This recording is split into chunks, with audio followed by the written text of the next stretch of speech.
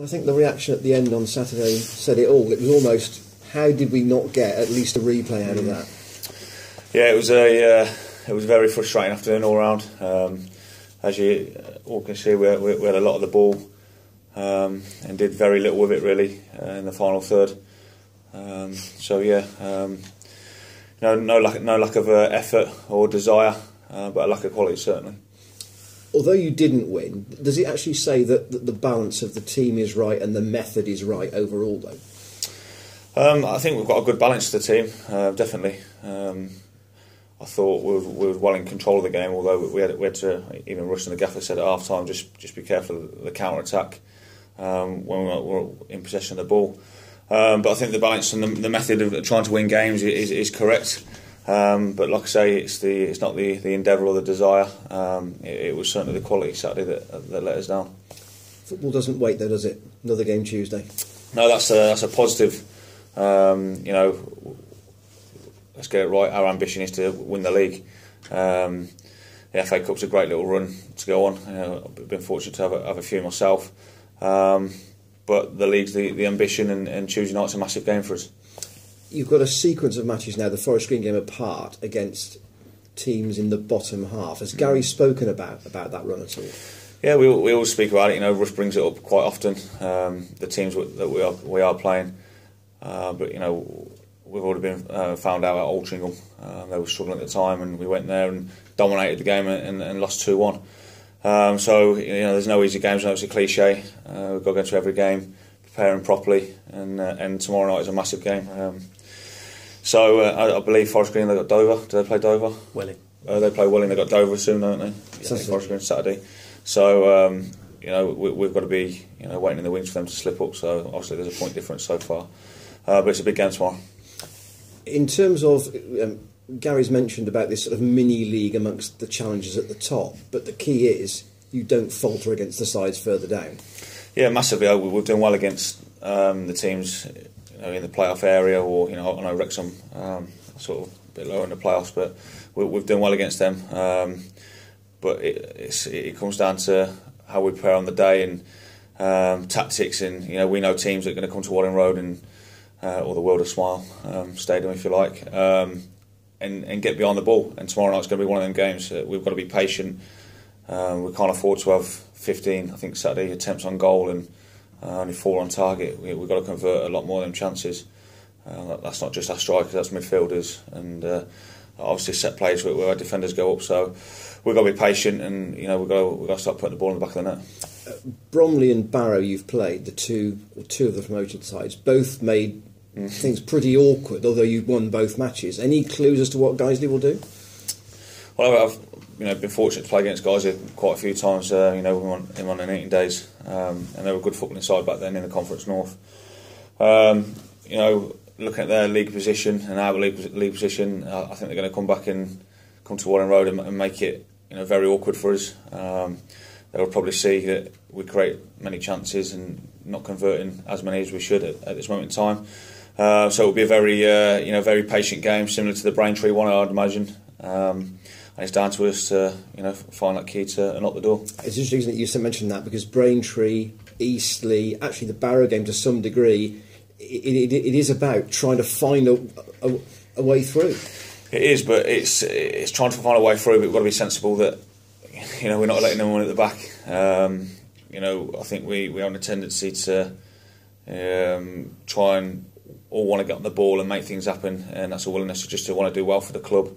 And sometimes we'll leave them gaps open for teams to exploit us. So it's important to have a right balance, have a right go at them, and convert our chances while keeping the door shut at the back. Just one more. I saw one manager after one of the cup ties on Sunday say, after his team lost, it was, quote, a big pick-up situation. Is it a big pick-up situation for you? I mean, you lost, but it was against a league team and it was only 1-0. Yeah, it's quite funny, really, because it was on the journey on the way back, and I said to Downsy, although we lost, it feels like the shock. It feels like the shock that they beat us, because that's how in control of the game. Well, I certainly felt we were, in possession of the football. A big pick me up. No, it stops our unbeaten run. of 8 games, I believe it was. But we just got to get back on the bike and we go again. And this season we've done very well at bouncing back after we've had a bit of a setback. So long may that continue. And it's a massive game tomorrow night. If we can win tomorrow night, then it puts Saturday to bed a little bit. Was that the angriest you've seen the manager after a game this season? I've seen him pretty angry at times, when we've not been playing well. I think he was more disappointed for us in terms of the FA Cup opens a lot of doors for individuals and obviously the finance for the club. So don't get me wrong, the gaffer was pretty upset and he'd got every right to be, but the players share that, share his emotions.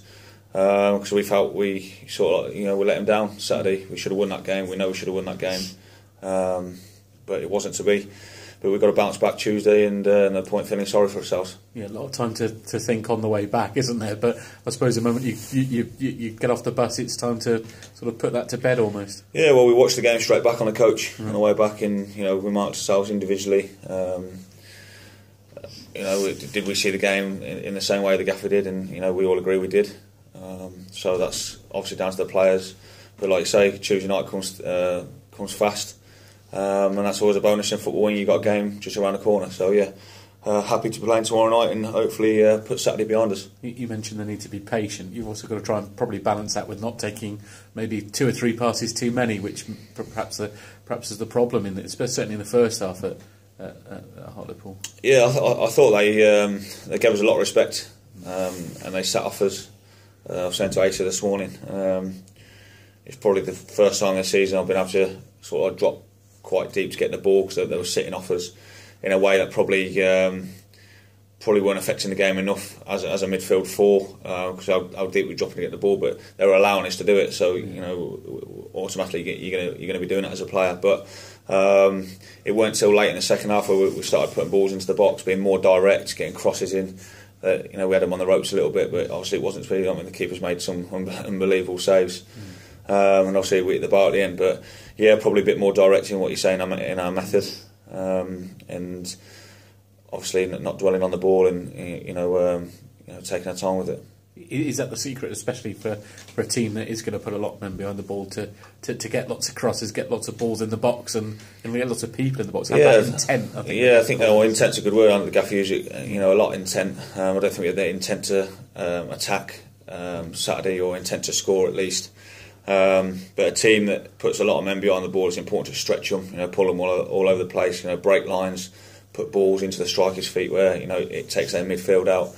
Get it wide, get numbers in the box. I don't think we had enough numbers in the box Saturday. I can remember the ball going wide to Barch and George quite a lot, and we've only got Wright in the box. I think that's where we miss Amari. He's always sniffing around the 6-yard box, and so numbers in the box is massive for us. But we've got to, like I say, we've got to be a little bit more direct in our play and be more effective in their box. You probably know Amari as well as anyone. How's he sort of taken the news? He must be pretty down. Yeah, he is down because he's a big player for us, but he's a big character around the place. When you see him on the team, you see what he could do this season. But especially against Wrexham, them sort of when they're under the cosh a little bit, and he's pulled a worldie out there. That's what he can do. But let's get it right. Billy's coming in; he's doing a good job. I think they're a different sort of striker. Amara's got the experience of playing at this level, playing League 1, League 2, and he would have been massive for us Saturday. But chin up for Morgs. He'll get back in the fold as soon as possible. Cheers, mate. All right.